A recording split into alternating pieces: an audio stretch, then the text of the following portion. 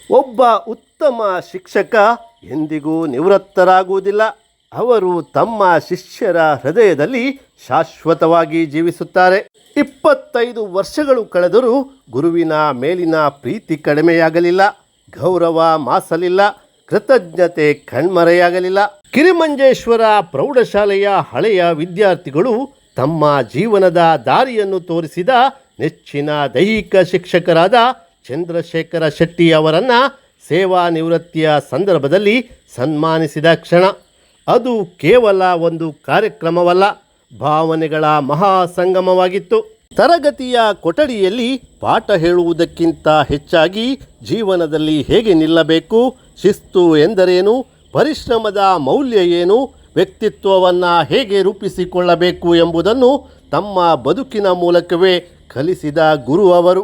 ಸಾವಿರಾರು ವಿದ್ಯಾರ್ಥಿಗಳ ಕನಸುಗಳಿಗೆ ಬಲ ತುಂಬಿದ ಆ ಕೈಗಳು ಇಂದು ತಮ್ಮದೇ ಶಿಷ್ಯರಿಂದ ಗೌರವದ ಹಾರವನ್ನು ಧರಿಸಿದಾಗ ಅನೇಕ ಕಣ್ಣುಗಳು ತೇವಗೊಂಡವು, ಹೃದಯಗಳು ಹೆಮ್ಮೆಯಿಂದ ತುಂಬಿದವು.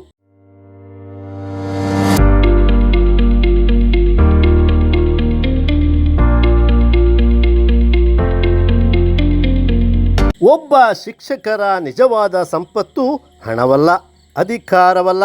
ವರ್ಷಗಳ ನಂತರವೂ ಪ್ರೀತಿಯಿಂದ ನೆನಪಿಸುವ ಶಿಷ್ಯರೇ ಅವರ ಅಮೂಲ್ಯ ಸಂಪತ್ತು. ಪ್ರಾಮಾಣಿಕತೆ, ನಿಷ್ಠೆ, ಕರ್ತವ್ಯ ಪ್ರಜ್ಞೆ ಮತ್ತು ಮಾನವೀಯತೆಯ ಪ್ರತಿರೂಪವಾಗಿರುವ ಚಂದ್ರಶೇಖರ್ ಶೆಟ್ಟಿ ಅವರ ಸೇವೆ ಇಡೀ ಸಮಾಜಕ್ಕೆ ಮಾದರಿಯಾಗಿದೆ. ಸರ್ಕಾರಿ ಪ್ರೌಢಶಾಲೆ ಕಿರಿಮಂಜೇಶ್ವರ ಪ್ರೌಢಶಾಲೆಯಲ್ಲಿ 1993ರಿಂದ 2001ರ ತನಕ ನೆಚ್ಚಿನ ದೈಹಿಕ ಶಿಕ್ಷಕರಾಗಿ ಸೇವೆ ಸಲ್ಲಿಸಿದೆ. ಇದೀಗ ನಿವೃತ್ತಿಗೊಳ್ಳುತ್ತಿರುವ ಚಂದ್ರಶೇಖರ್ ಶೆಟ್ಟಿ ಅವರಿಗೆ ಗೌರವ ಸಮರ್ಪಣೆ. ಚಂದ್ರಕಾಂತಿಯ ಸೇವಾ ನಿವೃತ್ತಿ. ಆದರಣೀಯ ಶ್ರೀ ಚಂದ್ರಶೇಖರ್ ಶೆಟ್ಟಿ ಅವರಿಗೆ ಸರಳತೆ, ಶಿಸ್ತು, ಕರ್ತವ್ಯ ನಿಷ್ಠೆ ಹಾಗೂ ಸೇವಾ ಮನೋಭಾವವನ್ನು ತಮ್ಮ ಜೀವನದಲ್ಲಿ ಆದರ್ಶವನ್ನು ಮಾಡಿಕೊಂಡು ಸಾವಿರಾರು ವಿದ್ಯಾರ್ಥಿಗಳ ಬದುಕಿನಲ್ಲಿ ಸ್ಫೂರ್ತಿಯ ಬೆಳಕಾಗಿ ಮೂಡಿಬಂದಿರುವ ತಮ್ಮನ್ನು ಇಂದು ಗೌರವಿಸುವುದು ನಮ್ಮೆಲ್ಲರಿಗೂ ಅತ್ಯಂತ ಸಂತಸದ ಹಾಗೂ ಹೆಮ್ಮೆಯ ಕ್ಷಣವಾಗಿದೆ.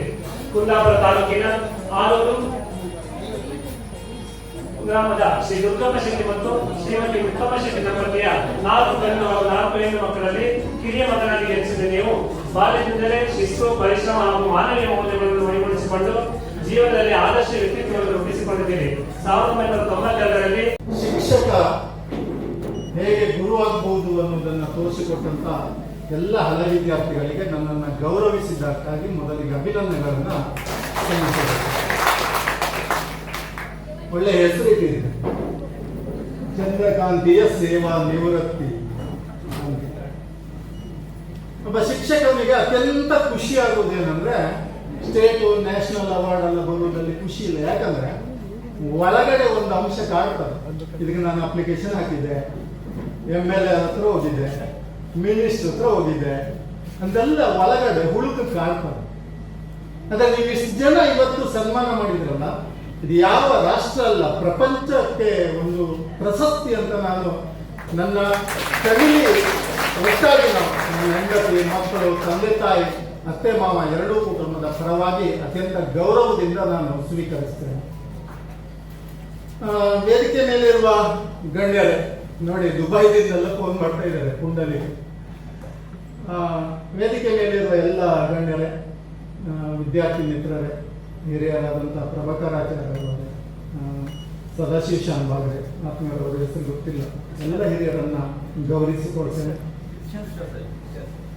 ಈರ್ಷಾರ್ಥ್ ಅವರೇ, ಮಾತಾಡ್ಲಿಕ್ಕೆ ನಮ್ಗೆ ಈ ಸಂಸ್ಥೆಯಲ್ಲಿ ದುಡಿದಿದ್ದಕ್ಕೆ ಮತ್ತೆ ನೀವು ಇವತ್ತು ನನ್ನ ಕರ್ಸಿರ್ಲಿಕ್ಕೆ ಒಟ್ಟಿಗೆ ಸೇರಿಸಿದ್ರೆ ಒಂದಿನ ಸಾಕಾಗುತ್ತೆ. ಯಾಕಂದ್ರೆ ಅದು ಕೇಳುವಂತ ಮಾತುಗಳೇ. ಆದ್ರೆ ಆಲ್ಮೋಸ್ಟ್ ಎಲ್ಲ ನೀವು ಹೇಳಿದ್ರಿ. ಬಟ್ ಇಷ್ಟು ಗೌರವಯುತವಾಗಿ ಒಂದು ಕರೆದು ಸುಮಾರು 25 ವರ್ಷದ ನಂತರ ಒಬ್ಬ ಶಿಕ್ಷಕನಿಗೆ ಕರೆದು ಈ ರೀತಿ ಅಭಿಮಾನ ತೋರಿಸ್ತೀರಿ ಅಂದ್ರೆ ನನ್ನ ತಂದೆ ತಾಯಿಯ ಪುಣ್ಯ ಅಂತ ಅನ್ಕೊಡ್ತಾರೆ. ನಾನು ನನ್ನ ಕೆಲಸ ಮೊದಲಿಗೆ ನಾನು ನನ್ನ ಹೆಂಡತಿ, ಯಾಕಂದ್ರೆ ಈ ಕೆಲಸಕ್ಕಾಗಿ ನಾನು ನನ್ನ ಹೆಂಡತಿಗೆ ತುಂಬಾ ಕಷ್ಟಪಟ್ಟಿದ್ದೆ, ಹೇಳ್ಕೊಳ್ಳೋದಿಲ್ಲ. ಎಲ್ಲಾದ್ರೂ ಕಾರಲ್ಲಿ ಹೋಗುದಿದ್ರೆ ಹೈವೇದಲ್ಲಿ ಬಿಟ್ಟು ಶಾಲೆಗೆ ನಾನು ಕಾರ್ ತಗೊಂಡು ಬರ್ತೇನೆ, ಅವಳು ಬಸ್ ಹತ್ತಿ ಹೋಗುದು ಫಂಕ್ಷನ್. ಇಂಥದ್ದು ಸಹಿಸ್ಕೊಳ್ಳಿಕ್ಕೆ ಆಗುದಿಲ್ಲ. ಸುಮಾರು ಇನ್ಸಿಡೆಂಟ್ಗಳಿವೆ. ಯಾಕಂದ್ರೆ ನನಗೆ ಶಾಲೆಯ ಜೀವ ಆ ರೀತಿ. ಯಾಕೆ ಅಂದ್ರೆ ನನ್ನ ತಂದೆ ತಾಯಿ ಹಾಕಿ ಕೊಟ್ಟಂತ ಒಂದು ಹಾಗೆ. ನಾನು ನನ್ನ ತಂದೆಗೆ ಉಲ್ಟಾ, ಅವರು ಬೈಯುವುದು ಹೊಡೆಯುವುದು ಎಲ್ಲ ಉಲ್ಟಾ. ಈಗ ನಂಗೆ ಅರ್ಥ ಆಗ್ತದೆ ನನ್ನ ತಂದೆ ಯಾವಾಗ ನನ್ಗೆ ಬೈತಾ ಇದ್ರು, ಯಾಕೆ ಬೈತಾ ಇದ್ರು. ದೊಡ್ಡ ಕುಟುಂಬ ಅವರು, ಸ್ವಲ್ಪ ಆವಾಗ ಊಟಕ್ಕೆಲ್ಲ ಕಷ್ಟ. ಅವರು 1-2 ಸೇರು ಅಕ್ಕಿ ಈಚೆ ಕೊಟ್ರೆ ನಮ್ಮಮ್ಮ ಸೀರೆ ಸೆಗ್ಗಲ್ಲಿ 1 ಸೇರು ಅಕ್ಕಿ ಹಾಕಿ ಹಿಂದಿನ ಬಾಗಿಲಲ್ಲಿ ಕೊಟ್ಟಿದ್ದು ನಾನು ಕಣ್ಣಾರ ಕಂಡಿದ್ದೆ. ಅಂದ್ರೆ ಒಂದು ಬಡತನ ಇರುವ ವ್ಯಕ್ತಿಗೆ ಅಸಹಾಯಕ, ಈಗೇನು ಬಡತನ ಅಂತ ಶಬ್ದ ಅಲ್ಲ, ಅಸಹಾಯಕರಿಗೆ ಸಹಾಯ ಮಾಡಿದ್ರೆ ನಾವು ಏನಾದ್ರೂ ಗಳಿಸ್ಕೊಳ್ಬಹುದು. ನಾವು ಸಹಾಯ ಮಾಡಿದ್ದು ಇನ್ನೊಬ್ಬರಿಗೆ ಗೊತ್ತಾಗಬಾರ್ದು ಅನ್ನೋದನ್ನ ಅವತ್ತಿನಿಂದ ನಾನು ಬೆಳೆಸ್ಕೊಂಡು ಬಂದಿದ್ದೆ. ಶುಭ ಹಾರೈಸಿದ್ದಾರೆ. ಹಾಗೆ SDMCಯ ಅಧ್ಯಕ್ಷರು ಸಹ ಈ ಒಂದು ಸಂದರ್ಭದಲ್ಲಿ ಆಗಮಿಸಲಿಲ್ಲ. SDMCಯ ಸದಸ್ಯರು ಆಗಮಿಸಿದ್ದಾರೆ, ಅವರನ್ನು ಸಹ ಈ ಸಂದರ್ಭದಲ್ಲಿ ಗುರುತಿಸಿಕೊಳ್ತಾ ಇದ್ದೇನೆ. ಮತ್ತು ಈಗಾಗಲೇ ಪದೋನ್ನತಿ ಹೊಂದಿ ಕಮಲಕೋಣೆ ಕಾಲೇಜಿನಲ್ಲಿ ಉಪನ್ಯಾಸಕರಾಗಿ ಕಾರ್ಯನಿರ್ವಹಿಸಿರುವಂತಹ ಶ್ರೀಯುತ ಅಶೋಕ್ ಸರ್ ಅವರು ನಮ್ಮೊಂದಿಗಿದ್ದಾರೆ. ಅವರನ್ನು ಸಹ ಆತ್ಮೀಯವಾಗಿ ಸ್ವಾಗತಿಸಿ ಗುರುತಿಸಿಕೊಳ್ತಾ ಇದ್ದೇವೆ. ಹಾಗೆ ಪ್ರತಿಯೊಂದು ಕಾರ್ಯಕ್ರಮವನ್ನು ಯಶಸ್ವಿಗೊಳಿಸುವಲ್ಲಿ ನಾವು ದೇವರ ಮೊರೆ ಹೋಗುವುದು ಸಂಪ್ರದಾಯ ಮತ್ತು ರೂಢಿ. ಆ ನೆಲೆಯಲ್ಲಿ ದೇವರ ಪ್ರಾರ್ಥನೆಯನ್ನು ನಾವು ಅಂತಹ ಜ್ಞಾನವನ್ನು ನೀಡಿರುವ ಈ ವಿದ್ಯಾ ದೇಗುಲದ ಗುರುಗಳ ಅಭಿನಂದನಾ ಕಾರ್ಯಕ್ರಮ. ನೀನೇ ವಿನಾಯಕ ಫಲದಾಯಕ, ನೀನೇ ವಿನಾಯಕ ನೀ ಫಲದಾಯಕ, ನೀನೇ ವಿನಾಯಕ ನೀ ಫಲದಾಯಕ, ನೀನೇ ವಿನಾಯಕ ಫಲದಾಯಕ, ನೀನೇ ವಿನಾಯಕ.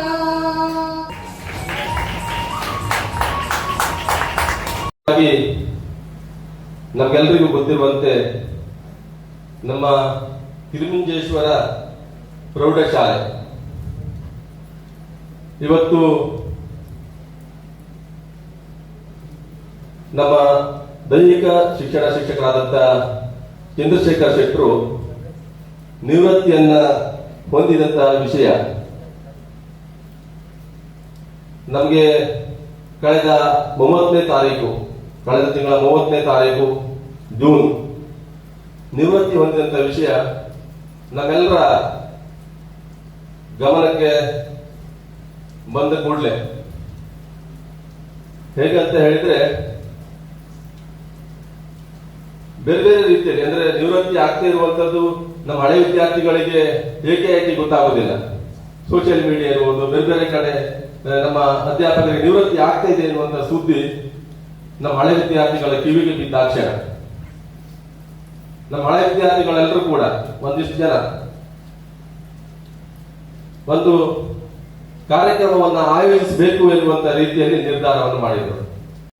ಶಿವಮೊಗ್ಗ ಜಿಲ್ಲೆಯ ಅನಂತಪುರದಲ್ಲಿ ತಮ್ಮ ವೃತ್ತಿ ಜೀವನ ಆರಂಭಿಸಿದರು. ಇವರು ಸುಮಾರು ಸುದೀರ್ಘ 28 ವರ್ಷಗಳ ಕಾಲ ಇದೇ ಶಾಲೆಯಲ್ಲಿ ಸೇವೆಯನ್ನ. ಶ್ರೀಯುತ ಅಶೋಕ್ ಸರ್ ದಿನಾಂಕ 23/9/1999 ನಮ್ಮ ಸರ್ಕಾರಿ ಪ್ರೌಢಶಾಲೆ ತಿರುಮಂಜೇಶ್ವರದಲ್ಲಿ ಸೇವೆಯನ್ನ ಪ್ರಾರಂಭಿಸಿ 2007ರವರೆಗೆ ಸುಮಾರು 13 ವರ್ಷಗಳ ಕಾಲ ಉತ್ತಮ ಸೇವೆಯನ್ನ ಸಲ್ಲಿಸಿದ್ದಾರೆ. ನಂತರ ಪದೋನ್ನತಿ ಹೊಂದಿ ಪದವಿ ವರ್ಗಾವಣೆಗೊಂಡಿದ್ದಾರೆ. ಪ್ರಸ್ತುತ ಕಂಬದಕೋಣೆ ಸರ್ಕಾರಿ ಪದವಿ ಪೂರ್ವ ಶಿಕ್ಷಣ ಸಂಸ್ಥೆಯಲ್ಲಿ ಸೇವೆಯನ್ನ ಸಲ್ಲಿಸುತ್ತಿದ್ದಾರೆ. ಶ್ರೀಯುತ ಮಂಜು ಬಿಲ್ಲವ ಮುಖ್ಯ ಶಿಕ್ಷಕರು ಸರ್ಕಾರಿ ಪ್ರೌಢಶಾಲೆ ಜೋಕೂರು ಎಂಬಲ್ಲಿ ಶ್ರೀ ಮರ್ಲು ಪೂಜಾರಿ ಎಂಬ ತಮ್ಮ ವೃತ್ತಿ ಜೀವನವನ್ನು ಸರ್ಕಾರಿ ಪ್ರೌಢಶಾಲೆ ಅಮಾಸಬೈಲಿನಲ್ಲಿ ಪ್ರಾರಂಭಿಸಿದರು.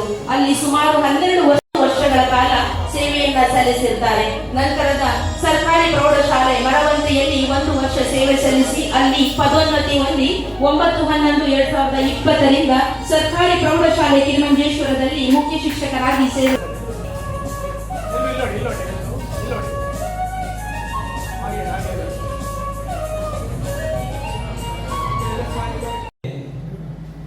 ಅಭ್ಯುದಯಕ್ಕೆ ಶ್ರಮಿಸಿದ ಎಲ್ಲ ಹಳೆ ವಿದ್ಯಾರ್ಥಿಗಳು ಇರ್ಬೋದು, ಓದ ನಾಗರಿಕರಿರ್ಬೋದು, ಮುಂದೆ ಕೂಡ ಈ ಶಾಲೆಯ ಅಭಿವೃದ್ಧಿಯ ಕಡೆಗೆ ತಾವು ಹೆಚ್ಚಿನ ಗಮನ ಹರಿಸಬೇಕು ಅಂತ ನಿಮ್ಮಲ್ಲಿ ಕೇಳ್ಕೊಳ್ತಾ, ಈಗಾಗಲೇ ನಾನು ನನ್ನ ವಿಷಯವನ್ನು ಮೊದಲಿಗೆ ಹೇಳ್ಕೊಡ್ತೇನೆ. ನಂತರ ಚಂದ್ರಕಾಂತೀಯ ಬೀಳ್ಕೊಡುಗೆ ಸಮಾರಂಭ ಅಂತ ಇದೆ, ಅವರ ವಿಷಯವಾಗಿ ಒಂದೆರಡು ಮಾತುಗಳನ್ನು ಆಡ್ತೇನೆ. ನಾನು ಅಷ್ಟರೊಳಗೆ ನನ್ನ ಎರಡೇ ಮಾತನ್ನು ಆಡಿ ಮುಗಿಸುತ್ತಿದ್ದೇನೆ. ಮೊದಲಿಗೆ ನೀವೆಲ್ಲರೂ ನನ್ನನ್ನು ಅಥವಾ ನಮ್ಮನ್ನು ಇಲ್ಲಿ ಗುರುತಿಸಿ ಗೌರವಿಸಿ ಸನ್ಮಾನಗೊಳಿಸಿದ್ದೀರಿ. ಅದಕ್ಕೆ ನಾನು ನಿಮಗೆಲ್ಲರಿಗೂ ಕೂಡ ನನ್ನ ಹೃದಯಾಂತರಾಳದ ಹೃದಯಪೂರ್ವಕವಾದ ಅಭಿನಂದನೆಗಳನ್ನು ಸಲ್ಲಿಸ್ತೇನೆ. ಹಾಗೆ ವಿದ್ಯಾ ಪೋಷಕರು, ಮಕ್ಕಳ ಪೋಷಕರು, ನಮ್ಮ ವಿದ್ಯಾರ್ಥಿಗಳು, ನನ್ನ ಸಹೋದ್ಯೋಗಿ ಬಂಧುಗಳು ಎಲ್ಲರಿಗೂ ಮೊದಲಾಗಿ ವಂದನೆಗಳು. ಈ ಕಾರ್ಯಕ್ರಮವನ್ನ ಒಂದು ಸದುದ್ದೇಶದಿಂದ ನಮ್ಮ ಈ ಶಾಲೆಯ ಹಳೆ ವಿದ್ಯಾರ್ಥಿಗಳು ಎಲ್ಲ ಸೇರಿ ಮಾಡುವಂತ ನಿಶ್ಚಯ ಮಾಡಿಕೊಂಡು ಅದರ ಹಿಂದೆ ಬೇರೆ ಒಂದು ಉದ್ದೇಶ ಇದೆ. ಈ ಶಾಲೆಗೆ ಏನಾದರೂ ಒಂದು ಒಳಿತನ್ನ ಮಾಡಬೇಕು ಅನ್ನುವ ಒಂದು ಕಲ್ಪನೆಯೊಂದಿಗೆ ಮಾಡಿದ್ದಾರೆ. ಆ ಕಾರ್ಯಕ್ರಮ ಇಂದು ನಡೆಯುತ್ತಿದೆ. ವಿದ್ಯೆ ಉಳ್ಳವನ ಮುಖವು ಮುದ್ದು ಬರುವಂತಿಕ್ಕು, ವಿದ್ಯೆ ಇಲ್ಲದವನ ಬರಿಮುಖವು ಹಾಡುವ ಹದ್ದಿನಂತಿಕ್ಕು ಸರ್ವಜ್ಞ ಎನ್ನುವ ಸರ್ವಜ್ಞ ವಾಣಿಯಂತೆ ವೇದಿಕೆಯ ಮುಂಭಾಗದಲ್ಲಿ ಮುದ್ದು ಮುಖವನ್ನ ಹೊಂದಿರುವಂತ ಎಲ್ಲ ವಿದ್ಯಾವಂತ ಹಳೆ ವಿದ್ಯಾರ್ಥಿಗಳೇ, ಕೇವಲ ವಿದ್ಯೆ ಪಡ್ಕೊಂಡು ಸಾಲದು, ಆ ವಿದ್ಯೆಯಿಂದ ನಾವು ಸುಸಂಸ್ಕೃತರಾಗಬೇಕು. ಅತ್ಯಂತ ಯಂಗ್ ಅಂಡ್ ಎನರ್ಜೆಟಿಕ್ ಆದಂತ ಒಂದು ಸ್ಟಾಫ್ ಅನ್ನ ನಾವು ಈ ಒಂದು ಸಂಸ್ಥೆಯಲ್ಲಿ ಕಾಣ್ತಾ ಇದ್ವಿ. ಆರಂಭದಲ್ಲಿ ಇವರೆಲ್ಲ ಒಂದು ಸಂಸ್ಥೆಯಲ್ಲಿ ನಾನು ಅತಿ ಚಿಕ್ಕವನು. ನಾನು ಈ ಒಂದು ಸಂಸ್ಥೆಗೆ ಬಂದಂತ ಸಂದರ್ಭದಲ್ಲಿ ಶ್ರೀಯುತ ಚಂದ್ರಶೇಖರ್ ಶೆಟ್ಟಿ ಅವರು ಆಗಿರ್ಬೋದು, ಅವರು ಹಾಸನದಿಂದ ಟ್ರಾನ್ಸ್ಫರ್ ಆಗಿ ಬಂದಿದ್ರು, ಶಂಕರ್ ಮಾಸ್ಟರ್ ಅವರು ಇದ್ರು. ಇವರೆಲ್ಲರ ಮಧ್ಯದಲ್ಲಿ ನಾನು ಚಿಕ್ಕವನಾದ್ರಿಂದ ಯಾವ ತರ ಇರಬೇಕು, ಹೇಗಿರ್ಬೇಕು ಎನ್ನುವುದರ ಬಗ್ಗೆ ಸಲಹೆ ಸೂಚನೆಗಳನ್ನು ಸಹ ಆಗಾಗ ಶ್ರೀಯುತ ಚಂದ್ರಶೇಖರ್ ಶೆಟ್ಟಿ ಅವರು ನನಗೆ ನೀಡ್ತಾನೆ ಇರ್ತಿದ್ರು. ಅವರು ಆರಂಭದಿಂದಲೂ ಸಹ ದೈಹಿಕ ಶಿಕ್ಷಕರಾಗಿ ಆ ಒಂದು ಹುದ್ದೆಗೆ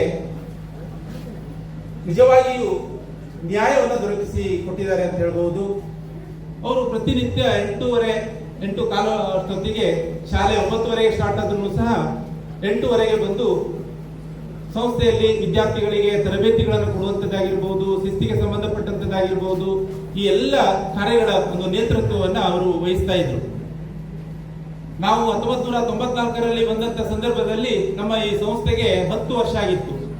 ಅದೇ ಸಂದರ್ಭದಲ್ಲಿ ದಶಮಾನೋತ್ಸವ ಕಾರ್ಯಕ್ರಮವೂ ಸಹ ಈ ಒಂದು ಸಂಸ್ಥೆಯಲ್ಲಿ ನಡೆಯಲಿಕ್ಕಿತ್ತು. ಆ ಒಂದು ಜವಾಬ್ದಾರಿಯನ್ನ ಆ ಸಂದರ್ಭದಲ್ಲಿ ಅದರ ನೇತೃತ್ವವನ್ನು ವಹಿಸಿಕೊಂಡಂತವರು ಶ್ರೀಯುತ ಚಂದ್ರಶೇಖರ್ ಶೆಟ್ಟಿ ಅವರು.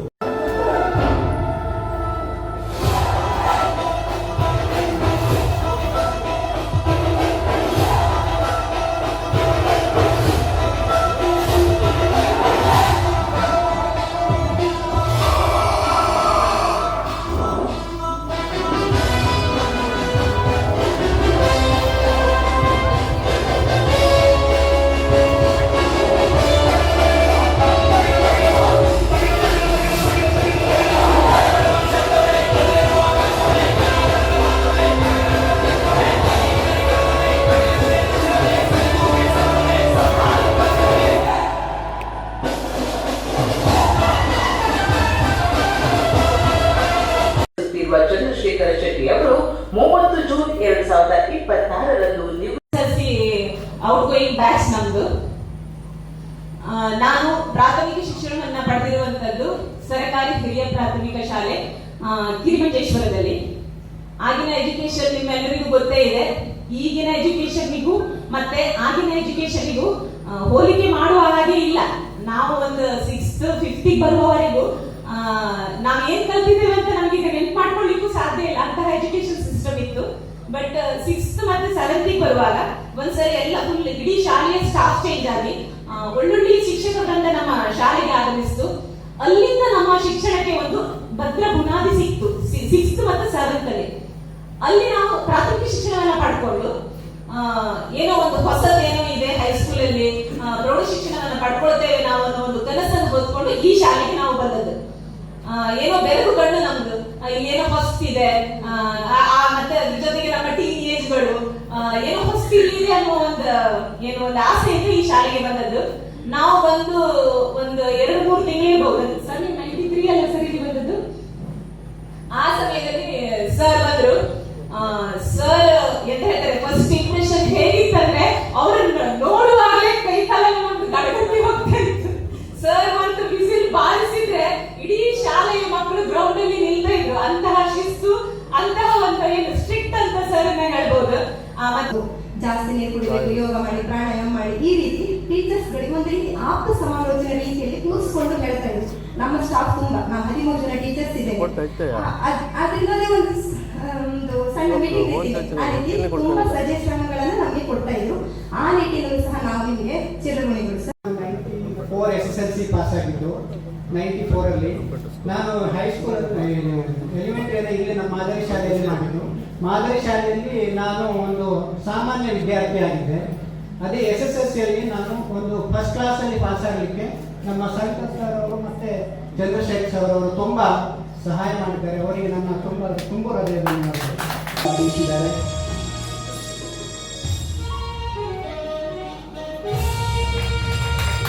ನಮ್ಮನ್ನ ಅಲ್ಲೇ ನಿಂತು ನಮ್ಗೆ ಆಮೇಲೆ ಈಚೆಗೆ ಬರುವಂತಹ ನಮ್ಮಲ್ಲಿ ಶಿಸ್ತನ್ನ ರೂಢಿಸಿಕೊಳ್ಳಿಕ್ಕೆ ಅವರು ನಮ್ಮನ್ನ ಪ್ರೇರೇಪಿಸ್ತಿದ್ರು.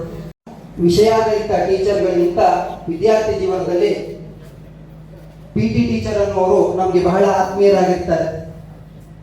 ಅದು ಕೇವಲ ಆ ವಿದ್ಯಾರ್ಥಿ ಜೀವನದ ಸಹಜ ಗುಣವೂ ಹೌದು. ಯಾಕಂದ್ರೆ ಆಟ ಆಡ್ಲಿಕ್ಕೆ ಬಿಡ್ತಾರೆ.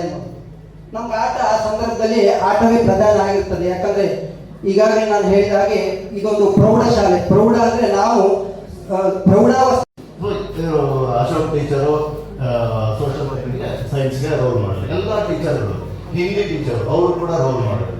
ಎಲ್ಲರೂ ಕೂಡ ಆ ಟೈಮಲ್ಲಿ ಇರೋ ಎಲ್ಲ ಟೀಚರು ಕೂಡ ರೋಲ್ ಮಾಡೆಲ್ ಆಗಿದ್ರು ನಮಗೆ. ಆ ಟೈಮಲ್ಲಿ PT ಟೀಚರು ಇವನ್ ಅಷ್ಟು ಸ್ಟ್ರಿಕ್ಟ್ ಆಗಿದ್ರು ಕೂಡ ಎಲ್ರಿಗೂ ಅಚ್ಚುಮೆಚ್ಚು ಸಿಗ್ತಿದ್ದೇವೆ. ಎಲ್ಲ ನಾವು ಪ್ರತಿದಿನ ಭೇಟಿ ಆಗುವಾಗ ಸಂಘ ಕೂಡ ಸಹ ಎಲ್ಲ ಇವರು ಈ ಕಡೆ ಹೋಗ್ತೀವಿ, ಉಡುಪಿ ಕಡೆ ಹೋಗ್ತೀವಿ, ನಾವು ಈ ಕಡೆ ಹೋಗ್ತೇವೆ, ಬೈಲೂರು ಕಡೆ ಪ್ರತಿದಿನ ಚಿಕ್ಕವರು. 8ನೇ ತರಗತಿಯಲ್ಲಿ ಪ್ರಥಮ ವರ್ಷದಲ್ಲಿ ಕೊಟ್ಟಂತ ಪೆಟ್ಟು ಅಂತಲ್ಲ ಅವರದ್ದು ವಯರಲ್ಲಿ, ಇದು PT ಇದರಲ್ಲಿ 3 ವರ್ಷ ನೆನಪಿರ್ತದೆ. ಶಾಲೆ ಬಿಟ್ಟು 5 ವರ್ಷ ಸಹ ರಸ್ತೆಯಲ್ಲಿ ಸಿಕ್ಕಿದಾಗ ಕೂಡ ನೆನಪಿರ್ತದೆ. ಅಲ್ಲಿಂದ ಒಳ್ಳೆ ಗುರುಗಳು ಸಿಕ್ಕಿದ್ರು. ಅವರು ಕೆಲವೊಂದನ್ನೆಲ್ಲ ಕೇಳ್ತಾ ಇದ್ರು, ನೀವು ಮುಂದೆ ಏನಾಗಬೇಕು ಎನ್ನುವಂತಹದ್ದು ನಮ್ಮ ಪ್ರೈಮರಿ ಶಾಲೆಯಲ್ಲಿ ಕೇಳಿದ್ರು. 95-96ನೇ ಇಸ್ವಿಯಲ್ಲಿ ಸಾಧಾರಣ ನಮ್ಮ ಹೈಸ್ಕೂಲ್ ಜೀವನದ ಅವಧಿಯಲ್ಲಿ ಶಾಲೆಗಳಲ್ಲಿ ಇವಾಗ ದೈಹಿಕ ಶಿಕ್ಷಣ ಪಠ್ಯಪುಸ್ತಕ ಇರ್ತಿತ್ತು. ಆವಾಗ ಪಠ್ಯಪುಸ್ತಕ ಇರಲಿಲ್ಲಬೇಕು. ಆದ್ರೂ ಸಹ ಒಂದು ಎಕ್ಸಾಮ್ ಅಂತ ಮಾಡ್ತಿದ್ರು. ಒಂದು ಮರದ ಕೆಳಗಡೆ ಕೂತ್ಕೊಂಡು ಅಲ್ಲಿ ಓರಲ್ ಆಗಿ ಕೇಳ್ತಿದ್ರು, ಮತ್ತೆ ಲಿಖಿತ ಎಕ್ಸಾಮ್ ಸಹ ಮಾಡ್ತಾ ಇರೋದು ಆವಾಗಿನ ಕಾಲದಲ್ಲಿ ಅವರಾಗಿದ್ರು. ಇವತ್ತು ನನಗೆ ನೆನಪಿದೆ. ಇವತ್ತು ನಾನು ಕೆಲವೊಂದು ಶಾಲೆಗಳನ್ನು ಹೋದವಾಗ ಅವರ ಮಾರ್ಗದರ್ಶನ ಪಡ್ಕೊಂಡು ಮತ್ತೆ ಅವರಲ್ಲಿ ಇರುವಂತಹ ಒಳ್ಳೆ ಗುಣಗಳನ್ನ ನಾನು ನನ್ನಲ್ಲಿ ಅಳವಡಿಸಿಕೊಂಡು ನಾನು ನಮ್ಮ ಶಾಲೆಯ ಮಕ್ಕಳಿಗೆ ಕೆಲವೊಂದಿಷ್ಟು ಅವಾಗ ನಮ್ಮ ಪುಣ್ಯ ಒಳ್ಳೆ ಶಿಕ್ಷಕರಿದ್ರು. ಈ ಹಂತಕ್ಕೆ ನಾವು ಬೆಳೆದಿದ್ದೇವೆ. ಹಾಗೆ ನಮಗೆ ಅಶೋಕ್ ಮಾಸ್ಟರ್, ಶಂಕರ್ ಮಾಸ್ಟರ್ ಮತ್ತು 3 ಜನ ನಾವು ಇವಾಗ ಇದ್ದಿದ್ದು, ನಾವು ಮಾತ್ರ ಹೋದ್ವಿ. ಆದರೆ 2002ರಲ್ಲಿ ನಾವು ವಿದ್ಯಾಭ್ಯಾಸ ಮುಗಿಸಿದ ನಂತರ ಇವತ್ತವರೆಗೂ ನಮಗೆ ಆ 3 ಜನ ಶಿಕ್ಷಕರು ಇವತ್ತಿನ ದಿನವರೆಗೂ ನಮ್ಮ ಸಂಪರ್ಕದಲ್ಲಿದ್ದಾರೆ. ನಾವು ಅವ್ರನ್ನ ಬೇರೆ ಬೇರೆ ವಿಷಯ ಸಂಪರ್ಕ ಮಾಡ್ತೇವೆ. ಹಾಗೆ ಆವಾಗ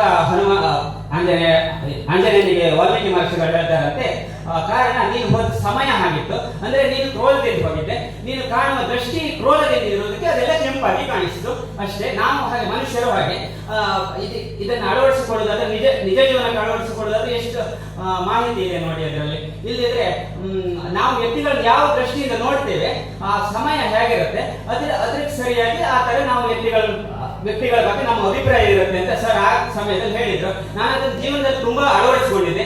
ನನಗೆ ಇನ್ಸ್ಪಿರೇಷನ್ ಅಂದ್ರೆ ಸರ್ ಅಂತ ಹೇಳ್ಬೋದು. ನನಗೆ ಯಾವತ್ತು ಹೇಳ್ತಾ ಇದ್ರು ನಾನೊಂದು ವಿಸಲ್ ಅವರಿಗೆ ತೆಗೆದುಕೊಟ್ಟಿದೆ ಅಂತ. ಬಟ್ ಅದು ನನಗೆ ನೆನಪಿಲ್ಲ, ಸರ್ ನೆನಪಿದೆ ಅನ್ಸುತ್ತೆ. ಅದರಿಂದ ಮೋಸ್ಟ್ಲಿ ತುಂಬಾ ಸ್ಟೂಡೆಂಟ್ಸ್ ನನಗೆ ಬೈಕೊಂಡಿರ್ಬೋದು. ಅನ್ಯತ ಭಾವಿಸ್ಬೇಡಿ, ಅವ್ರವ್ರಿಗೆ ಮಾಡಿದ್ರೆ ಇವ್ರಿಗೆ ಮಾಡಿದಂತ. ಅದರಿಂದ ನಾನು ಕ್ಲಿಯರೆನ್ಸ್ ಕೊಡ್ಲೇಬೇಕಂತ ನಾನು ಮಾತಾಡೋದಿಲ್ಲ ಇತ್ತು, ಆದ್ರೂ ಒಂದು ಮಾತಾಡಲೇಬೇಕಾಯ್ತು. ಅಶೋಕ್ ಮಾಸ್ಟರ್ ಬಂದರು, ಅವರು ಮತ್ತು ನಮ್ಮ ಈ ಎಲ್ಲರಿಗೂ ಕಲಿಸಿದವರು. ಆದ್ರಿಂದ ನಮ್ಮ ಕಾನ್ಸೆಪ್ಟ್ ಅಲ್ಲಿ ಒಂದು 2 ಜನರಿಗೆ ಮಾತ್ರ ಇದ್ದಿತ್ತು. ನಮ್ಮ ಹಿರಿಯರಾದ ಶಂಕರ್ ಮಾಸ್ಟರ್ ಉಪಸ್ಥಿತಿ, ಅವರ ಅಧ್ಯಕ್ಷತೆ 3 ಜನರಿಗೆ ಇದ್ದಿತ್ತು. ಆದ್ರಿಂದ ನಾವು ಈ ಕಾರ್ಯಕ್ರಮ ಸ್ವಲ್ಪ ಅರ್ಧ ಗಂಟೆ ಲೇಟ್ ಆಯಿತು. ದೈಹಿಕ ಶಿಕ್ಷಣ ಶಿಕ್ಷಕರಾಗಿ ತಮ್ಮ ಸೇವಾ ಜೀವನವನ್ನು ಆರಂಭಿಸಿ ನೀವು 1993 ತಮ್ಮ ಮಾರ್ಗದರ್ಶನದಲ್ಲಿ ಅನೇಕ ವಿದ್ಯಾರ್ಥಿಗಳು ರಾಜ್ಯ ಹಾಗೂ ರಾಷ್ಟ್ರಮಟ್ಟದ ಕ್ರೀಡಾ ಸ್ಪರ್ಧೆಗಳಲ್ಲಿ ಸಾಧನೆ ಮಾಡಿ ಶಾಲೆ ಕೀರ್ತಿಸಿರುವುದು ನಮ್ಮೆಲ್ಲರಿಗೂ ಹೆಮ್ಮೆಯ ವಿಷಯವಾಗಿದೆ. ತಮ್ಮ ಅತ್ಯುತ್ತಮ ಸೇವೆಯನ್ನು ಗುರುತಿಸಿ ಶಿಕ್ಷಣ ಇಲಾಖೆಯು 2014ರಲ್ಲಿ ಉಡುಪಿ ಜಿಲ್ಲಾ ಉತ್ತಮ 36/2026ರಂದು ಗೌರವಯುತವಾಗಿ ಸೇವೆಯಿಂದ ನಿವೃತ್ತಿ ಹೊಂದಿದ್ದೀರಿ. ಶಿಕ್ಷಕ ವೃತ್ತಿಯನ್ನು ಕೇವಲ ಉದ್ಯೋಗವನ್ನು ಪರಿಗಣಿಸದೆ ಅದನ್ನು ಸಮಾಜ ನಿರ್ಮಾಣದ ಪವಿತ್ರ ಯಜ್ಞ ಎಂದು ಭಾವಿಸಿ ಅನೇಕ ವಿದ್ಯಾರ್ಥಿಗಳ ಬದುಕಿಗೆ ಧಾರ್ಮಿಕವಾಗಿರುವ ನಿಮ್ಮ ಸೇವಾ ಸದಾ ಸ್ಮರಣೀಯವಾಗಿದೆ. ನಿಮ್ಮ ಗೌರವಿಸುವ ತಯಾರಿಯನ್ನು ಮಾಡಿಕೊಂಡು ಬಂದಿದ್ದಾರೆ. ದಯವಿಟ್ಟು ಈ ಒಂದು ಕಾರ್ಯಕ್ರಮವನ್ನು ನೆರವೇರಿಸಿಕೊಡ್ಬೇಕಂತ ಕೇಳ್ಕೊಳ್ತೇನೆ. ಹಾಗೆ ಪ್ರಸ್ತುತ ಶಾಲೆಯಲ್ಲಿರುವ ಅಧ್ಯಾಪಕರೊಂದಿಗೂ ಸಹ ತಮ್ಮ ಗೌರವವನ್ನು ಅರ್ಪಿಸಲಿಕ್ಕೆ ತಯಾರಿ ಮಾಡಿಕೊಂಡಿದ್ದಾರೆ. ದಯವಿಟ್ಟು ಸರ್ ಈ ಸಂದರ್ಭದಲ್ಲಿ ತಾವು ತಮ್ಮ ಈ ಒಂದು SDMC ಸದಸ್ಯರು ಈ ಒಂದು ಸುಸಂದರ್ಭ ನಮ್ಮೆಲ್ಲರ ಸಹಕಾರವನ್ನು ಕೋರುತ್ತಾ ಈ ಕಾರ್ಯಕ್ರಮವನ್ನು ಯಶಸ್ವಿಗೊಳಿಸಿಕೊಡುವರೆ ತಮ್ಮಲ್ಲಿ ವಿನಂತಿ.